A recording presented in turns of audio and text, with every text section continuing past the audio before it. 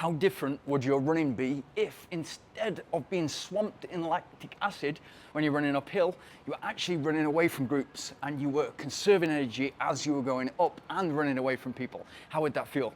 That's exactly how it felt for me. When I got into running, I became an uphill running specialist, and I thought I had it made until I realized that there was levels to the game. But by the end of this, hopefully you'll have the little strategies to put in. It doesn't take a lot of time each week, little strategies to put into your training week in order to be a good hill runner, so that you can conserve that energy and make it happen when it matters during a race or during a challenge, so that you can run personal best, whether you're running 5K, 10K, half marathon, ultra marathons, doesn't matter.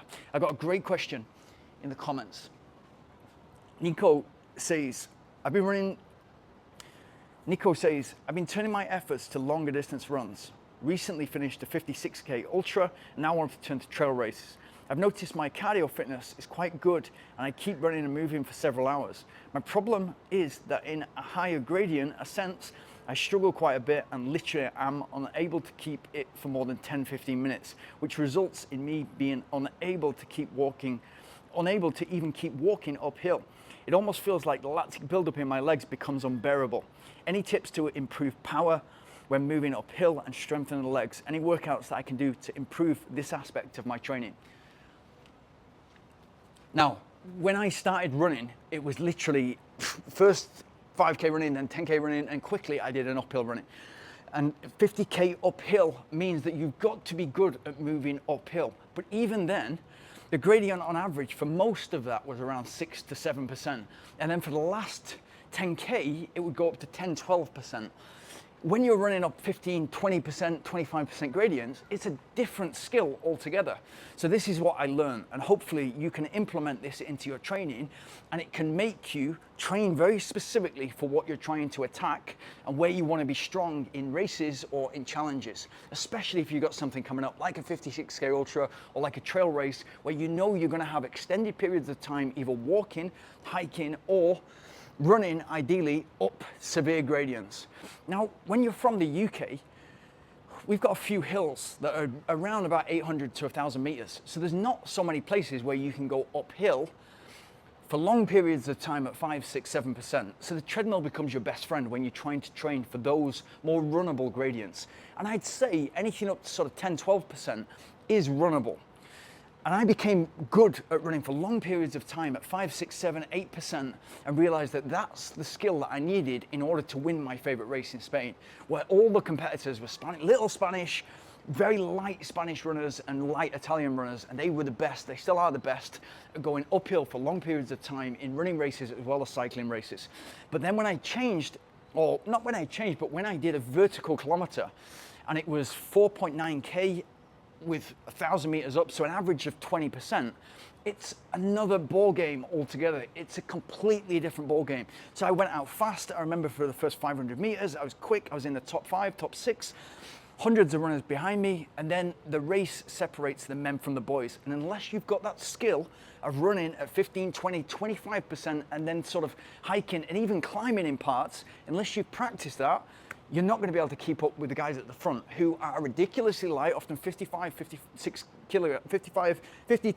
56 kilograms, and they've just been practicing on that crazy terrain, going up and down like mountain goats. You're up against guys like Killian, who weighs next to nothing and was born in the mountains.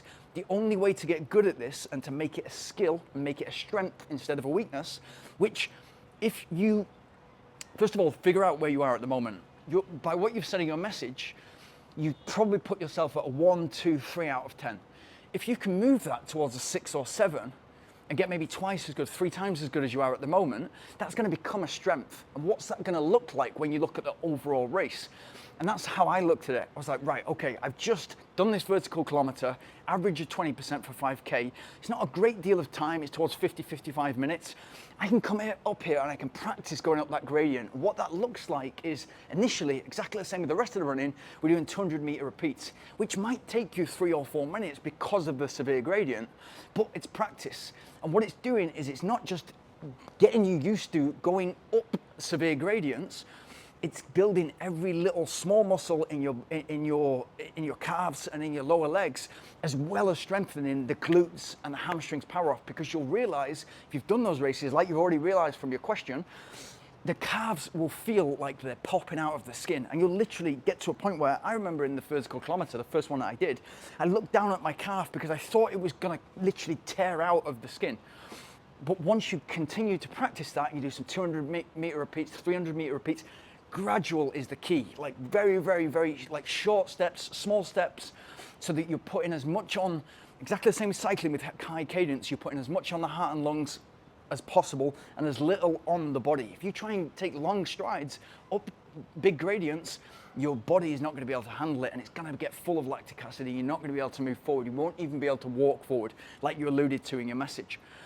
So it's about sort of getting used to, this is going to initially be not painful, but it's going to be discomfort, and it's going to take some suffering in order for you to get better at that. But if you just start with small intervals, like 200, 300 meters, or just say to yourself, I'm going to go and find a vertical kilometer, wherever you are. If you're in Italy, Nico is an Italian name, probably you're in Italy or Spain.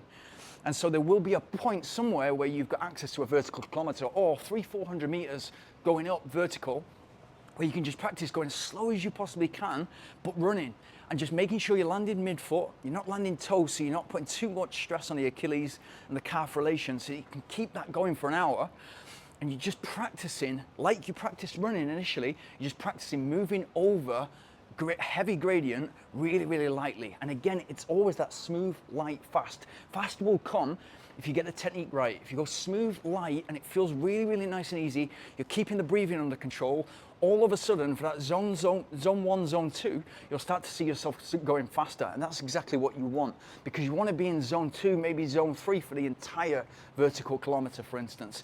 And if you're looking at trail ultra races, then there's going to be portions in that, no matter where you're running, whether it's Switzerland, France, Spain, or Italy, where there's mountainous regions, there's going to be portions of that you might be running for an hour or more uphill. And that's going to be a mixture of power hiking and then learning when is the time to run, and what pace am I doing, and when is the time to walk, and can I actually get back my breathing under control, get my heart rate under control when I'm power hiking. If you get to that point where you can figure out on the go the gradient, when to walk, when to power hike, when to run, then you're laughing, because it's all about, in ultra running, it's all about conserving energy and moving forward. And if, like, you know, if I said before, you want to attack and conserve energy whilst attacking, and everybody else is suffering behind you because they've not done the practice, they've not done the work that you've done, that's a great feeling to be strong in that area. So if you say you're a 1, 2, 3 out of 10 at the moment, and you're trying to move that towards 7, 8, 9 out of 10, maybe you'll never be a 9 or a 10 out of 10. But compared to where you were, you can be 5 times as good. And that's what you're aiming at, turning your weakness into something that looks like a strength. So it's all about, number 1, practice. Number 2, smooth, light, and eventually fast will come. Number 3, just keeping everything under control. And remember that you're training the vessel, you're training your body, your legs, your lower legs, and then the big power muscles to push off, the glutes and the hamstrings to push off. So you're training your vessel to be an uphill runner's vessel. So as stronger legs as possible, but everything stays aligned again. Everything stays aligned, so your toe, ankle, knee, hip is all aligned, pushing off the midfoot, so you've got the perfect run, and you're lowering your stride length, so you're not doing like a 1.5 meter, 1.6 meters, but it's somewhere maybe around 80 centimeters, and you can see that from your running watch. Then you start to turn yourself into a really good uphill runner. And the more that you do it, the more that time that you spend in the mountains going uphill and downhill as well. Downhill was a big weakness for me that I needed to improve. Now that's another video altogether, but going uphill, the more time you spend in the mountains going uphill, the different gradients, the better you're gonna come at it. It's as simple as that. Good luck. And if you got anything from this, please like, subscribe, and hit the notification bell.